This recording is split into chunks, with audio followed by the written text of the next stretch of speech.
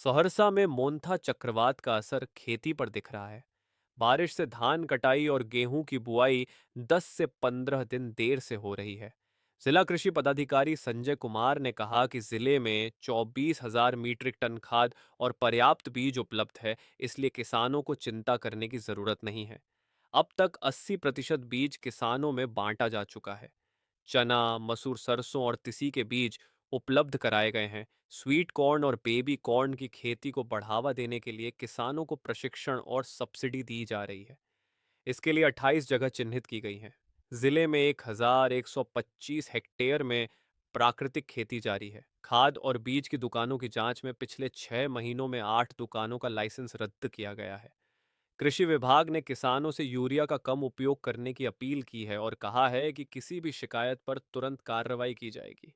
Last वाला बारिश जो है ना वो लेट से बारिश हुआ, इसीलिए खेत में नमी ज़्यादा हो गई थी, इसलिए फसल हरा रह गया था। वही हरा के कारण लेट से। हाँ। तो ये आप लोग को खाद भी समय पे मिलती है, क्या है व्यवस्था भी, क्या दिक्कत है? खाद बीज तो जो निर्धारित समय है वही मिलता है। गेहूं की फसल में देरी का मुख्य कारण यह है कि जो 1-2 तारीख को वर्षा हो गई है, मोथा जो चक्रवात आ गया था उसी के कारण हल्की बारिश हुई है, उसी के चलते नमी हो गया है।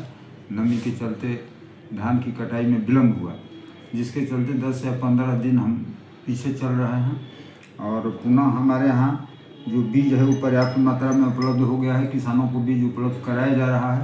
जो हमारा टारगेट है वो 11,168 क्विंटल का है रबी बीज का, और जिसमें कि हम लोग 80% बीज वितरण कर चुके हैं। बीज में हमारा है मसूर है, सरसों है, तीसी, चना, गेहूं, हरा मटर, स्वीट कॉर्न, बेबी कॉर्न का भी हम लोग नया इनोवेशन कार्यक्रम चला रहे हैं।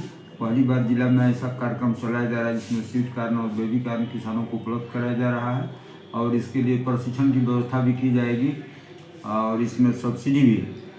और इसके अलावा हम देखते हैं कि हमारे यहाँ बाज़ार की स्थापना भी हम लोग करने जा रहे हैं। 28 जगह का चयन किया गया है। एक बाज़ार समिति का निर्माण भी करने का प्रस्ताव है, उसका रिपोर्ट दिया जा रहा है। और जहाँ तक खाद का सवाल है तो खाद की कोई कमी नहीं है। जितना खाद चाहिए हमको लगता है कि हमारे यहाँ खाद पर्याप्त मात्रा में उपलब्ध है। करीब 24,000 मीट्रिक टन खाद हमारे पास उपलब्ध है, जिसमें यूरिया है, DAP है, पोटास है, SSP है। पर्याप्त मात्रा में खाद उपलब्ध है। किसानों को अभी वर्तमान समय में DAP और मिक्सचर की आवश्यकता है, NPK की आवश्यकता है। यूरिया का प्रयोग तो किसान पहली सिंचाई के बाद करता है, इसलिए अभी खाद की कोई समस्या नहीं है। खाद की निगरानी के लिए पंचायत स्तर पर जितनी दुकान है उसके लिए कृषि समन्वयक, फर्टिलाइजर इंस्पेक्टर है। ब्लॉक स्तर पर प्रखंड कृषि पदाधिकारी को भी निर्देश दिया गया है। AD लोगों को भी जिला स्तर पर निर्देश दिया गया है। टास्क जो टीम हमारा होता है रेड करने के लिए, उसकी भी व्यवस्था हम लोग किए हैं। इन लोगों को रिस्पॉन्सिबिलिटी दिया है। किसी प्रकार टोल फ्री नंबर भी हम लोग जारी किए हैं। किसान को किसी प्रकार की कोई समस्या है तो टोल फ्री नंबर पर वे लोग बात कर सकते हैं। पटना मुख्यालय में भी टोल फ्री नंबर है, और दिल्ली में भी बहुत हमारे किसान जो जागरूक हैं वो दिल्ली में भी टोल फ्री नंबर पर शिकायत करते हैं, जिसकी जाँच हम अधिकारी द्वारा करते हैं। और जाँच रिपोर्ट के आधार पर संबंधित दुकानदार पर कार्रवाई की जाती है। अभी पटना मुख्यालय द्वारा भी जांच किया जाता है। राज्य स्तर से भी टीम आती है, जांच करती है, जिसमें अभी वर्तमान में हम लोगों ने अभी खरीद से लेकर अब तक 8 दुकानदारों को रद्द किया है, और एक दुकानदार पर स्पष्टीकरण पूछा गया। यानी हम लोग कार्रवाई के मामले में तत्पर हैं।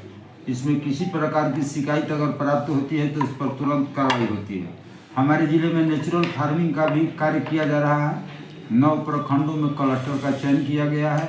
1125 हेक्टेयर में करीब हम लोग लगा रहे हैं। इसमें 18 कृषि सखी का चयन किया गया है, और किसानों को नेचुरल फार्मिंग से संबंधित है उनको प्रशिक्षण भी वर्तमान समय में दिया जा रहा है। अन्य जो कृषि यंत्रीकरण की योजना है हम लोग परमिट जारी किए हैं किसान का ऑनलाइन के आधार पर। जो पिछले वर्ष के किसान हैं उनको भी इसमें सम्मिलित किया गया है, कैरी फॉरवर्ड करके उनका भी लॉटरी में प्रयोग किया गया है। जो जो किसान चयन किए गए हैं उनको कृषि समन्वय को भेज दिया गया है रिपोर्ट, ताकि वो संबंधित किसान को सूचना दे सके और किसान है जो जाकर के अपना यंत्र खरीद सके।